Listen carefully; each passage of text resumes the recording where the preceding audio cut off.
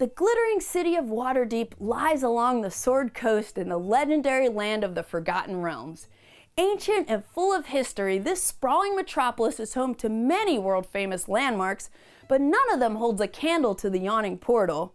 If you've ever played Dungeons & Dragons, you may have visited this tavern and inn yourself. If you haven't, then welcome!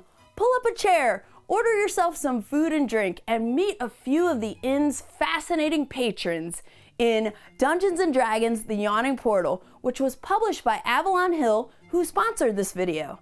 Hi everyone, my name is Candace Harris from Board Game Geek. We have some hungry adventurers to serve, so let's get this game down to the table to go a little more in focus on Dungeons & Dragons: The Yawning Portal.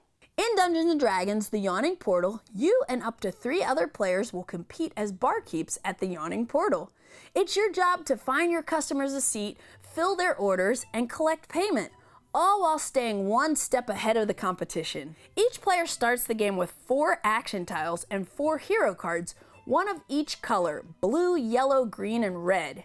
Each hero card features a different adventurer, and each of these adventurers has a class such as Ranger, Fighter, Wizard, or Bard, which helps determine their effect, or a special move that can help you or hinder your opponents. Throughout the game, you'll be activating action tiles to manipulate the food and adventurers at the table. Depending on the action icons on the tile you choose to activate, you might have to place or swap a food token, gain a special token, or play, draw, or remove hero cards.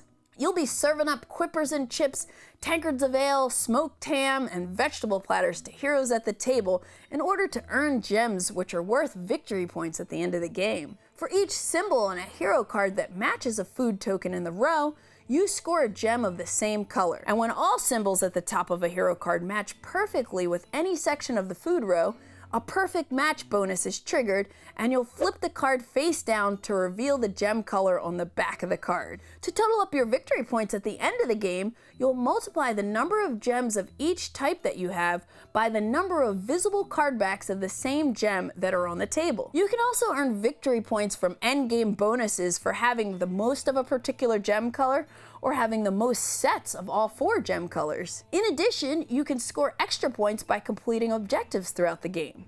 The best barkeep at the Yawning Portal, or the player with the most victory points, wins the game. Dungeons & Dragons: The Yawning Portal also includes a solo mode where you'll be managing a busy night at the inn on your own.